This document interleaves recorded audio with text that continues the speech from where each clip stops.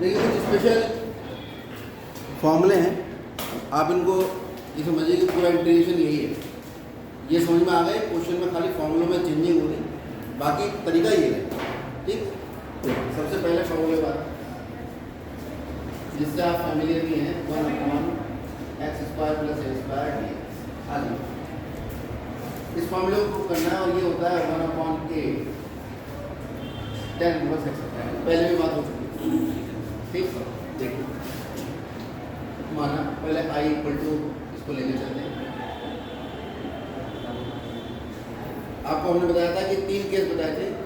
एक बताया था x² + a² कहीं दे रखा हो तो x = a tan थीटा मानते हैं। फिर x² - a² कहीं दे रखा हो तो x = a sec थीटा मानते हैं। ये वेरीफाइड चीज़ें हैं, इनमें आपको कुछ विशेष दिमाग लाने की आवश्यकता नहीं, इनको एज इट इज बैठ लेना है कि अगर ऐसी स्थिति है तो ये मानते हैं, ऐसी स्थिति है तो ये मानते हैं। और अगर a² - x² की स्थिति है तो x = a sin थीटा मानते हैं। हाँ बोलो, उसकी कॉपी निकाल कर नीचे करवाने का है, इसमें आधी कर लीजिए अपनी। तो हम यहाँ मानेंगे, क्या मानेंगे बताओ?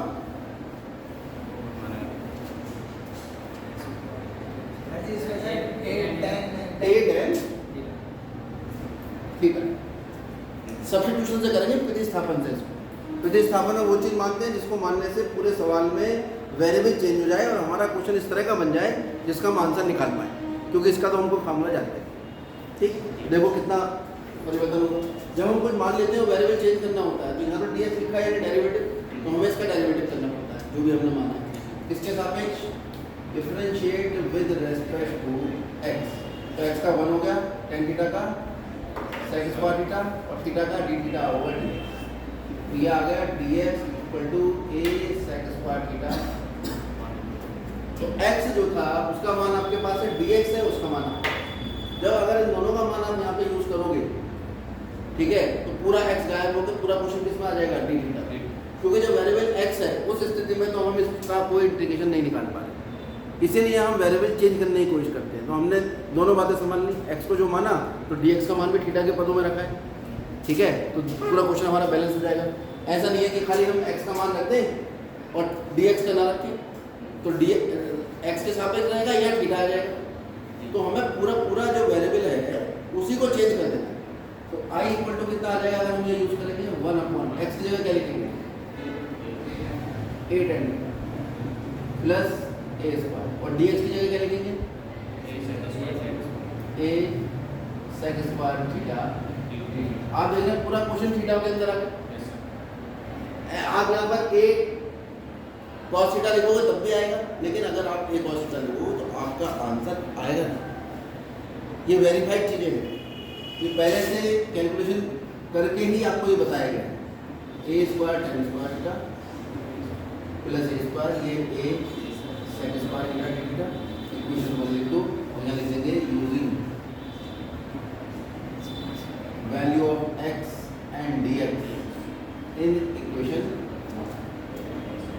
तो a² यहाँ से कॉमन आ जाएगा तो 1/a² बाहर आ जाएगा। ये कितना हुआ? 1/tan² थीटा प्लस 1 और ये sec² थीटा यहाँ रहा, ये d थीटा और ये जो a था ये भी बाहर आ गया। a/a² 1/a बन गया। sec² थीटा और 1/tan² थीटा कितना होता है? फॉर्मूला आपको पता होना चाहिए। sec² थीटा की वैल्यू होती है 1 + tan²। ये आपने हाई स्कूल में पढ़ी थी, भूल गए होगे, 1 साल हो गया। ठीक है, अब आज के बाद याद रखना। sec² थीटा हो रहा है 1 + tan² थीटा, तो 1/tan² थीटा की जगह हमने दिया sec² थीटा, दोनों कैंसिल आउट होकर ये आ गया 1। थीटा पे जहाँ पे गुणा करोगे तो कितना आएगा?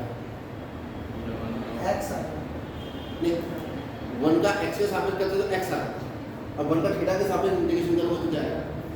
थीटा। ठीक है, तो ये आ गया 1/a प्लस c। अब क्योंकि आपने क्वेश्चन को तो x में शो किया था, आपको आंसर भी x में देना है। x = a tan theta, x/a बराबर tan थीटा। तो tan इनवर्स x/a बराबर थीटा। दोनों tan इनवर्स या tan इनवर्स फंक्शन थीटा की वैल्यू कितनी पुट करोगे? tan inverse x. ये किसकी वैल्यू थी? 1/x² plus a square. तो आपके पास एक फॉर्मूला आ गया 1/x² plus a square dx की value 1/b tan inverse X. Plus C लिखना चाहो लिखो। ये आपके पास पहला फॉर्मूला जो डिड्यूस हुआ है वो ठीक। अब इसी का एक भाई बहुत माइनर सा अंतर है सेकंड फॉर्मूला, वो है integration of x² minus a square. इसमें ये साइन थीटा लगा, इसमें हम लगाएंगे a sec ठीक। अब इसके लिए थोड़ा सा मैं कुछ और भी निकलवाना चाह रहा हूँ। जनरल कुछ फार्मूला है जैसे इंटीग्रेशन ऑफ tan थीटा, हमें नहीं पता क्या होगा, या tan x। चलो थीटा बदलो।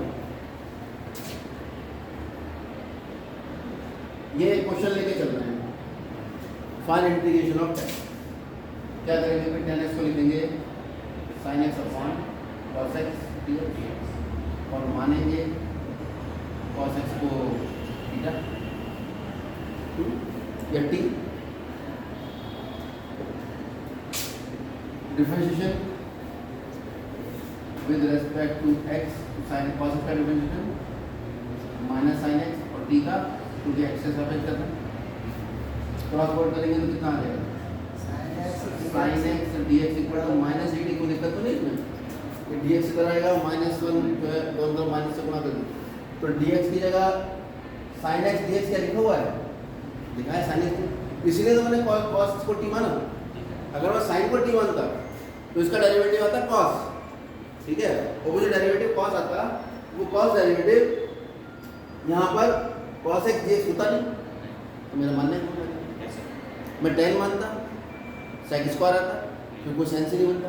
मानेंगे ऐसी चीज जिसको मानने से पूरा x दूसरे वेरिएबल में बदल जाए, चाहे आपने t माना है वो, चाहे आपने थीटा, वो धीरे धीरे अभी आपको आना चाहिए।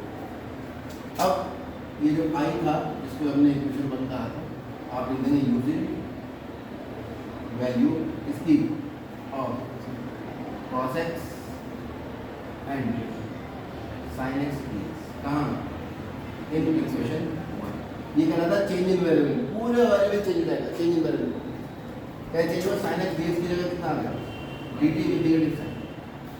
1/cos x कितना था? ये sin x dx जो था वो तो dt बन गया और जो cos x था वो t बन गया। 1/t किसका डेरिवेटिव होगा? log t plus c। अच्छा ये जो माइनस है ये जाके घात बन जाएगा, बनेगा ही नहीं 1/t प्लस c। अब जरा t का मान देखना कितना था? cos x plus c। 1/cos x कितना होता है?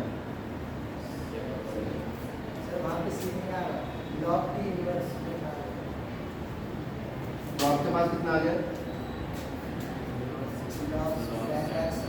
इंटीग्रेशन निकाला था हमने tan x का, तो वो निकल कर आया कितना? log प्लस c लिखो मत, पर ये फॉर्मूला है, ये सेकंड फॉर्मूला है। अगला है integration, next question sec x। sec x का इंटीग्रेशन कितना होता है बताइए? तो sec x जो है वो इसका डेरिवेटिव नहीं, ठीक। तो हम क्या करेंगे? इसको इसका स्पेशल में करेंगे, बहुत स्पेशल। इसको sec x लिखो और इसको मल्टीप्लाई कर लो sec x plus tan x। चला तो नहीं दिया ये और भाग कर लो। आपका वो हमें कैसे पता लगेगा? तो जब हम इंटर में थे तो हमें भी नहीं पता, ठीक है। अब पता है, ऐसे आपको पता लग जाएगा। आज बता दिया, प्रैक्टिस करोगे अगली बार से याद आ जाएगा। तो वे sec x का इंटीग्रेशन कैसे करोगे? तो sec x plus tan x, हर चीज़ के पीछे एक मकसद है। sec x plus tan x से हमने ऊपर नीचे मल्टीप्लाई कर लिया, इसके बेटे में एक ऊपर भी गुणा कर लिया, नीचे भी गुणा। तो दिक्कत? अब नीचे वाले को t मानो। एक और चीज़ याद रखो, नीचे वाले का डेरिवेटिव ऊपर रखा है, डायरेक्ट लॉग में आंसर आएगा। ये मैंने पिछली वाले बताया, इसको मान लेते माना।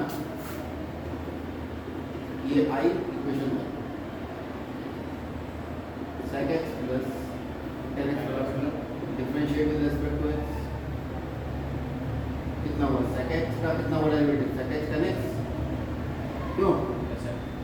और tan x का कितना हुआ sec square x equal to t का dt ओवर dx। यहाँ से sec x कॉमन ले लो, कितना बचा tan x plus sec x equal to dt over, और ये जो dx था इसको ले लिया। अब आप देखो sec x into sec x plus tan x into dx, sec x into sec x plus tan x into dx, ये पूरा क्या बनेगा dt, और ये जो बटे में है ये क्या बनेगा यूजिंग वैल्यू किसकी of sec x plus tan x and sec x into tan x plus sec x। हाँ इन इक्वेशन जो वन में लिखेंगे कितना आ जाएगा भाई, इंटीग्रेशन ऑफ ये तो बन गया dt और ये 1/2 क्या होता है और t का मान कितना है sec x प्लस c। चाहो तो लिखो, चाहो तो मत लिखो, क्योंकि प्लस c मैं क्यों कह रहा हूँ मत लिखो, क्योंकि मुझे मालूम है कि मैं इंटीग्रेशन इस समय केवल इसी की बात कर रहा हूँ sec x की, इसमें कोई जुड़ा नहीं है, यानी जो जिसका ये डेरिवेटिव आया है उसमें कोई जुड़ा नहीं है, वो आप आगे जाके समझोगे। अभी हमें जो फॉर्मूला इसको लेके चलना है, फार्मूला में आप प्लस सी लगाओगे वो आगे वाले सी में एडजस्ट हो जाएगा। एक ही जगह सी लगाना होता है, बार बार नहीं लगाते कि वैल्यू रख रहे हैं उसमें भी सी उसमें भी सी, बहुत सारे सी इकट्ठे हो जाएंगे। चलिए तो आपके पास फॉर्मूला बना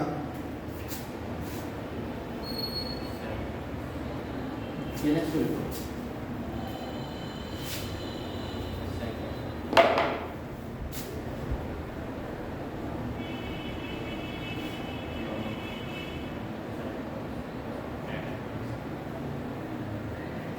ये फॉर्मूला, ये sec x का फॉर्मूला है और ये है इच्छाधारी नाम, इसकी बहुत सारी इच्छाएं, ये अलग अलग तरीके से जहाँ जैसी जरूरत होती है वैसे फॉर्मूले का यूज़ करता है। कैसे, मैं आपको इसी को सॉल्व करके दिखा रहा हूँ, वैसे तो ये सब 10th क्लास की चीज़ें हैं जो मैं करने करके दिखा रहा हूँ। sec x plus tan x इसको लिख सकते हो 1/cos x plus sin x upon cos x, cos x एल्सियम ले लो, कितना होगा 1 प्लस sin x। ठीक, अभी कोई विशेष नहीं होगा, ये हो जाएगा 1 को लिख दो sin square x/2 plus cos square x/2 और sin x को लिख दो 2 sin x/2 into cos x/2 divided by cos x को लिख दो cos square x/2 minus sin square x/2। cos plus का सूत्र तो होता है cos square x minus sin square x, तो cos x का सूत्र क्या होगा cos square x/2 minus sin square x। sin x को लिख सकते हैं 2 sin x/2 cos x/2। 1 को मैंने लिख दिया sin square theta plus cos square theta होता है, थीटा बराबर रखना मुझे क्योंकि यहाँ x/2 है तो मैंने यहाँ sin square x/2 plus cos square. ये आपका a square plus b square plus 2ab का फॉर्मूला बन गया। ये मैं जल्दी जल्दी इसलिए बता रहा हूँ कि 11वीं कक्षा में मैंने जल्दी जल्दी बहुत आराम से 3 दिन तक यही समझाया, ठीक है। ये कितना आ जाएगा sin x/2 plus cos x/2 whole square divided by a minus b plus b कर दो, क्यों, ठीक है। इससे प्लस वाले से ही कट जाएगा, कितना आ गया ये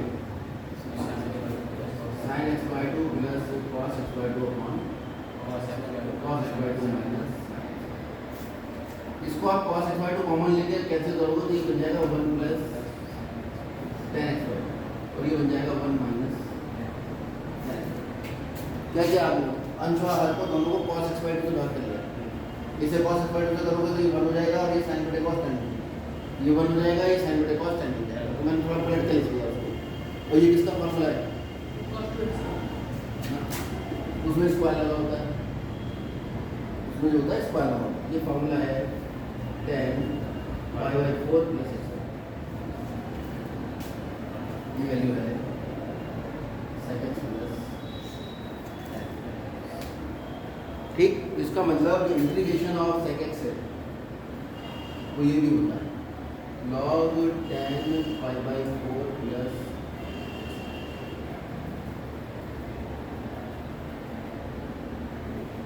तो कभी कभी जब आप क्वेश्चन कर रहे होगे तो आपका बुक से आंसर मैच नहीं करेगा, क्योंकि कभी वो आंसर इसके हिसाब से दे देगा, कभी आंसर इसके हिसाब। ठीक है, इसी के आधार पर आप cosec x का निकाल सकते हैं, वो आप निकालोगे। cosec x में cosec x plus cot, cosec x plus cot से ऊपर नीचे बात करोगे, नीचे वाले को t मानोगे, ये प्रक्रिया शुरू हो जाएगी। वहाँ पे फॉर्मूले में चेंजिंग आ जाएगी।